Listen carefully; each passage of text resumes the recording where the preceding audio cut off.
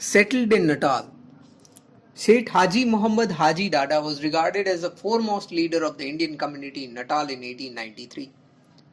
Financially, Sheikh Abdullah Haji Adam was the chief among them, but he and others always gave the first place to Sheikh Haji Muhammad in public affairs.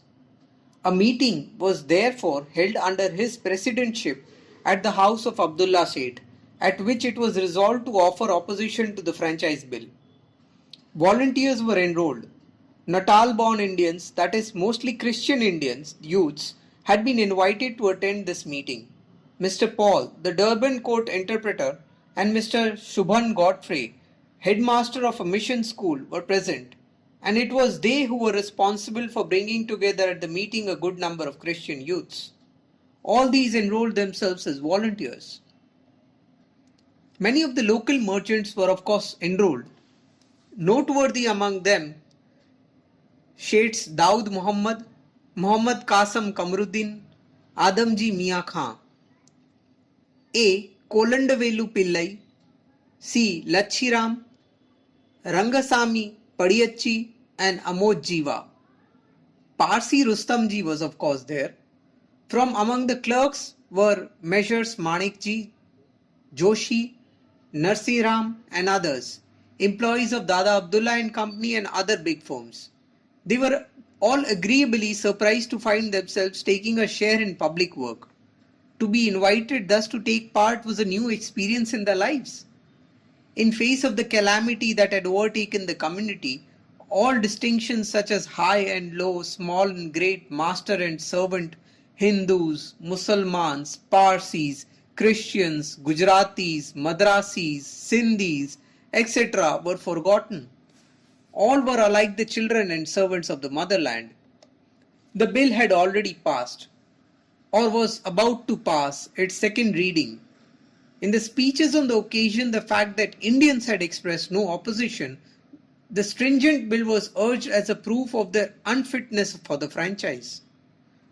I explained the situation to the meeting.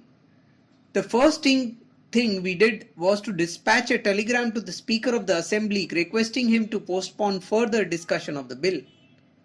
A similar telegram was sent to the Premier Sir John Robinson and another Mr. Escombe as a friend of Dada Abdullah's. The Speaker promptly replied that discussion of the bill would be postponed for 2 days. This gladdened our hearts. The petition to be presented to the Legislative Assembly was drawn up. 3 copies had to be prepared and 1 extra was needed for the press. It was also proposed to obtain as many signatures to it as possible, and all this work had to be done in the course of night.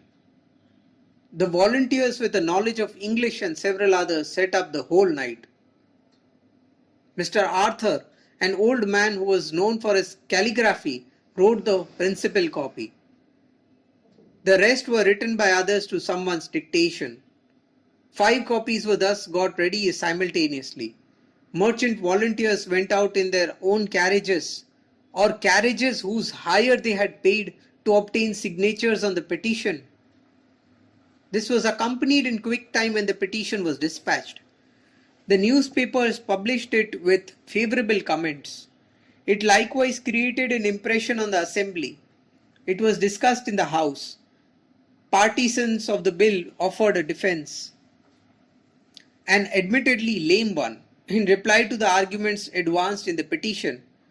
The ill, however, was passed. We all knew that this was a foregone conclusion, but the agitation had infused new life into the community and had brought home to them the conviction that the community was one and indivisible, and that it was as much as their duty to fight for its political rights as for its trading rights. Lord Ripon, who was at this time Secretary of State of the Colonies, it was decided to submit to him a monster petition. This was no small task and could not be done in a day. Volunteers were enlisted and all did their due share for the work. I took considerable pains over drawing up this petition. I read all the literature available on the subject. My argument centered around a principle and on expedience. I argued that we had a right to the franchise in Natal and we had a kind of franchise in India. I urged that it was expedient to retain it as the Indian population capable of using the franchise was very small. 10,000 signatures were obtained in the course of a fortnight. To secure this number of signatures from the whole of the province was no light task, especially when we considered that the men were perfect strangers to the work. Specially competent volunteers had to be selected for the work as it had been decided not to take a single signature without the signatory fully understanding the petition. The villages were scattered at long distances. The work could be done promptly only if a number of workers put their whole heart into it. And this they did. All carried out their allotted task with enthusiasm. But as I am writing these lines, figures of Seth Daud Muhammad Rustamji, Adamji, Mia Khan and Amod Jiva rise clearly before my mind. They brought in the largest number of signatures. Daud Seth kept going about in the carriage the whole day, and it was all a labor of love, not one of them asking for even his out-of-pocket expenses. Dada Abdullah's house became at once a caravanserai and a public office. A number of educated friends who helped me and many others had their food there. Thus, every helper was put to considerable expense. The petition was at last submitted. 1,000 copies had been printed for circulation and distribution. It acquainted the Indian public for the first time with conditions in Natal. I sent copies to all the newspapers and publishers I knew. The Times of India, in a leading article on the petition, strongly supported the Indian demands. Copies were sent to journals and publishers in England representing different parties. The London Times supported our claims and we began to entertain hopes of the bill being vetoed. It was now impossible for me to live in Natal. The Indian friends surrounded me on all sides and implored me to remain there permanently. I expressed my difficulties. I had made up my mind not to stay at public expense. I felt it necessary to set up an independent household. I thought that the house should be good and situated in a good locality. I also had the idea that it could not add to the credit of the community unless I lived in a style usual for barristers. And it seemed to me to be impossible to run such a household with anything less than £300 a year. I therefore decided that I could stay only if the members of the community guaranteed legal work to the extent of that minimum, and I communicated my decision to them. But they said, we would like you to draw that amount of public work and we can easily collect it. Of course, this is apart from the fees you must charge for private legal work. Thus they agreed that they would draw that amount for public work and could easily collect it. No, I could not thus charge you for the public work, said I. The work would not involve the exercise on my part of much skill as barrister. My work would be mainly to make you all work, and how could I charge you for that?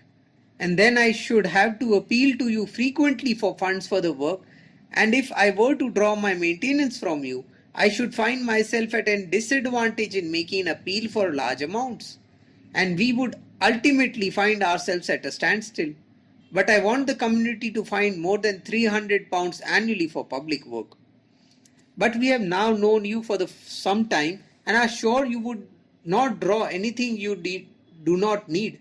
And if we wanted you to stay here, should we not find your expenses?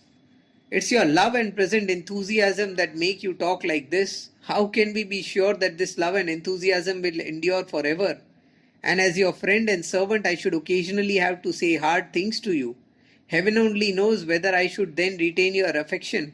But the fact is that I must not accept any salary for public work. It is enough for me that you should all agree to entrust me with your legal work. Even that may be hard for you. For one thing, I am not a white barrister.